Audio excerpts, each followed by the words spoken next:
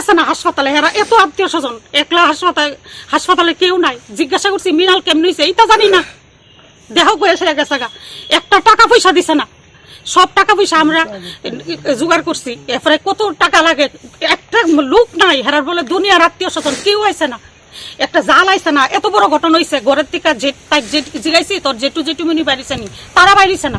সারা পাড়ার মানুষ একখান হয়ে গেছে, তারা বলে দেখছেই না, তাই ঠাম্মাও গেছে না। আর বাসুর প্রায় সময় মাইর দূর করতো। বাসুরের নাম হইল মানুষ বর্মন। এরপরে তাই যা আছে ঝুমা বর্মন, তাই এইটাও যুক্ত। বোনেরা কইছি বোন তোরে কেটা করছে, তারা সবাই মিললে এটা করছে। এরপরে তাই শাশুড়ি তো আমার বোনের মেয়ের জন্য আমরা জীবিত থেকে ফোন করছি, কইতাছে মাসি মা যদি আয়ে মা আরো বাঁচতে পারতো না। শাশুড়ি বকাবকি করতেছে, তখনও শুনছি বকাবকি করতেছে।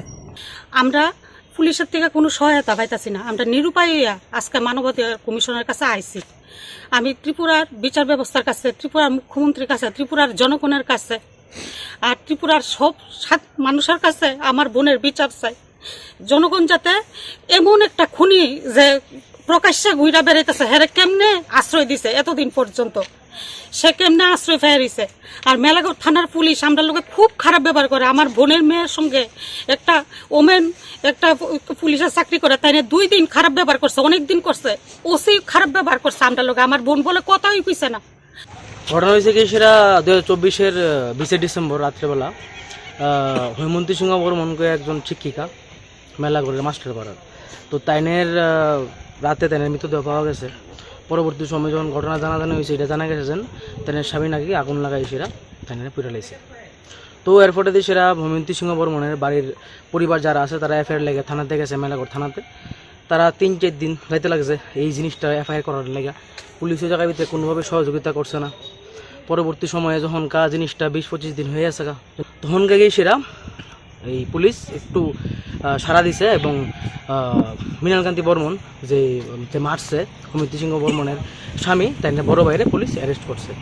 অতএব এই জায়গার ভিতরে সব কিছুই ঠিকঠাক আছে, কিন্তু কোনোভাবেই যে মূল অভিযুক্তরে পুলিশ কোনোভাবেই অ্যারেস্ট করতেছে না।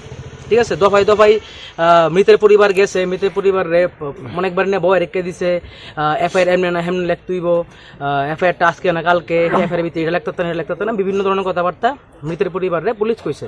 কিন্তু অক্ষণ কত থেকেই সেটা যেন একটা অভিযুক্ত এইভাবে ওপেন মার্ডার করে সেটা কেমনে করতেছে। ঠিক আছে, হৈমন্তী সিংহ বর্মন একজন ওয়েল এস্টাবলিশড একজন মানুষ ছিল, এডুকেটেড মানুষ ছিল। ইভেন এমন না যেন কোনো টাকা পয়সার কোনো সমস্যা। ঠিক আছে, তাদের ছোট ছোট 2টা বাচ্চা আছে, একটা ছেলে আছে 6 বছরের, একটা মেয়ে আছে 14 বছরের। আচ্ছা, কত থেকে সেটা পুলিশ যদি মানুষের সহায়তা না করে, তাহলে এই বাচ্চাটি বিচার কার কাছে পাইব?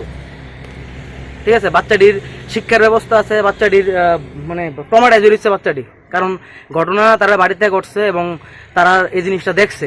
ঠিক আছে, আর কতই লোকই সেরা যেন এই যেন নির্মমভাবে ঘটনাটা যে ঘটতেছে, এটির বিচার কেটা দিব? পুলিশ যদি মানুষের সহায়তা না করে এই ব্যাপারটি কেটা দেখবো?